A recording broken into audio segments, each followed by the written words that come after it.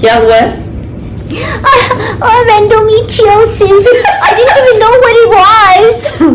All the women out there, please Google endometriosis. चला तर बघूया एंडोमेट्रियोसिस म्हणजे काय.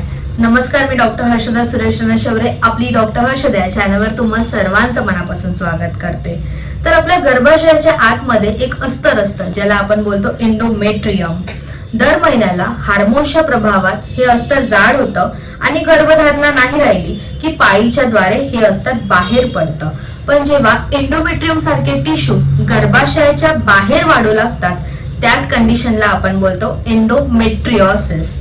आता गर्भाशयाच्या बाहेर हे टिश्यू कुठे वाढतात तर अंडाशयावर, फेलोपियन ट्यूब्सवर, पेल्विक भागात, गर्भाशयाच्या मागच्या भागात, काही रेअर कंडिशन मध्ये आतडे, मूत्रपिंड, फुफ्फुसे किंवा शरीराच्या इतर कोणत्याही भागांमध्ये हे टिश्यू वाढू शकतात. गर्भाशयाच्या बाहेर असणारे हे एंडोमेट्रियम सारखे टिश्यू गर्भाशयाच्या आत असलेल्या एंडोमेट्रियम सारखेच वागतात. म्हणजेच काय, दर महिन्याला हार्मोन्सच्या प्रभावात हे टिश्यू सुद्धा जाड होतात आणि त्यातनं रक्तस्राव होतो. गर्भाशयाच्या आत असलेलं एंडोमेट्रियम पाळीद्वारे बाहेर येतं, पण गर्भाशयाच्या बाहेर वाढणारे एंडोमेट्रियम सारखे टिश्यू यांच्यामध्ये जेव्हा रक्तस्राव होतो तेव्हा त्याला बाहेर पडण्यासाठी कुठेच जागा नसते, ज्यामुळे महिने दर महिने हे रक्त साचत जातं आणि त्यातनच तयार होतात सिस्ट. सिस्ट म्हणजे काय तर द्रव्य आणि रक्त याच्या बनलेल्या पिशव्या, ज्यालाच कॉमनली बोलतात एंडोमेट्रियोटिक सिस्ट किंवा चॉकलेट सिस्ट. आता चॉकलेट सिस्ट का, कारण का त्याच्यामध्ये जुनं चॉकलेटी रंगाचं रक्त साचलेलं असतं.